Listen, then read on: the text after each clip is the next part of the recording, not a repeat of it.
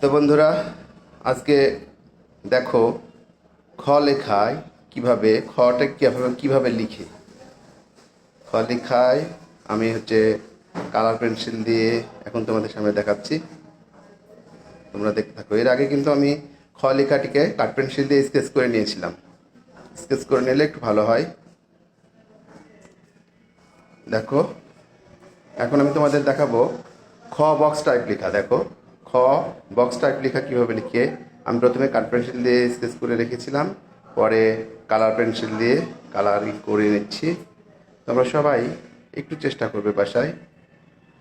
প্রথমে কাঠ পেন্সিল দিয়ে স্কেচ করে নেবে, তারপরে কালার পেন্সিল ইউজ করবে।